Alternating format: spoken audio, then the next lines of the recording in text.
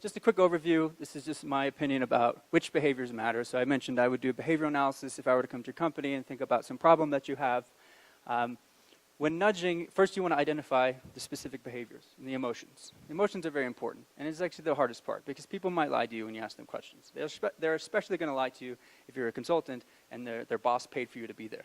So you've got to find clever ways to develop scales or develop interesting questions and give them a number of different options to respond so that you can get a nice variance for their thoughts and feelings.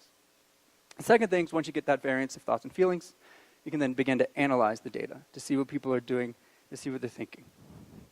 Then you want to find which preferences might be underlying that behavior in order to optimize them, meaning, behavioral economists use the words optimize, we use the word efficiency, it's like all we care about. But the main idea is just how do you make something better? And that's something behavioral economics cares about. So instead of taking all the behaviors for granted, we know there are good behaviors, exercise, we know there are bad behaviors, chain smoking. And we want to try to help people steer them toward one direction rather than the other without manipulating them. And that's the magic. Then you want to conduct a rigorous study, scientific study, with the best candidates you have in mind. So Jorge also mentioned this.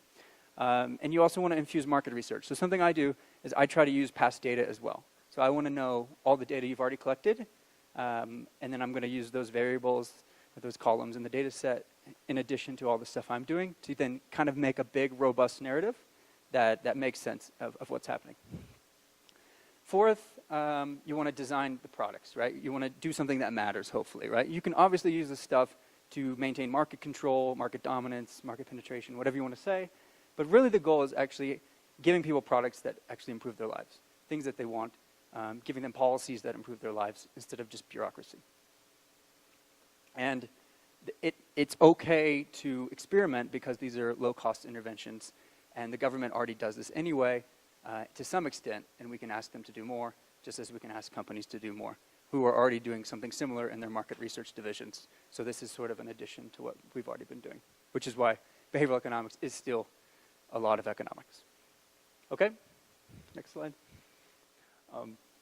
These are some of my favorite interventions. It's kind of a quick rundown. So these are my labels yesterday I made up for my millennial economics, and I talked too much about them. The first one is competition for attention.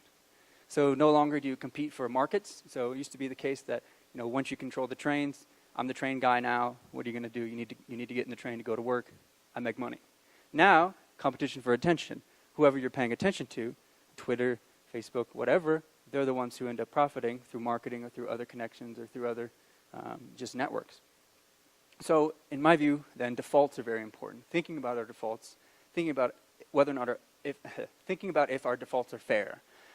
So a lot of conversations in the United States right now, before GDPR, is on opt-in and opt-out policies on websites, so cookies. Like, should you automatically give all your data to a website, or should you have to, every time you go to a new site, a box pops up, and you go, yes. And then you go to the next site, and the box pops up, and you say, yes. So clearly, it's more efficient if the default is always opt-in. And maybe it's even better for business because the more people have more data, and they can try to experiment more and do lots of things. This is honestly my position. But there's also a reasonable position on the other side, which is lots of people access the internet, they have no idea what they're doing, or they don't want to give away data, whether old, young, everyone, and we should be more forthcoming about what they're doing and what information they're giving. In terms of social influence, so it used to be the case that institutions really ran the show. Economics could predict lots of things because the same firms were always around. You knew they were going to be around. They were huge behemoths. But they've been disrupted one by one over the last 20, 30 years I've been alive, even before that. So right now, especially with crowdfunding, fits in here, social norms are incredibly important. Thinking about what your peers really want, thinking about what you guys actually want to do with your time and how you want to spend your lives, you can create companies that cater to these views. Social recognition is also really important. So you can incentivize people to use an app or give back to charity or to do something that otherwise would not have done by showcasing them. And you can do this because of the networks we have now, right? So if we didn't have Facebook and everyone wasn't thinking about their identity all the time, social recognition studies that try to prime this wouldn't be as effective. They probably would still work, but now people are very sensitive to kind of how they compare, if they're doing the right things, and so there's a number of studies on these things. This also fits in with traditionally in game theory and economics in terms of gamification, how you can create incentives and markets that are good for people, that encourage competition, and the like.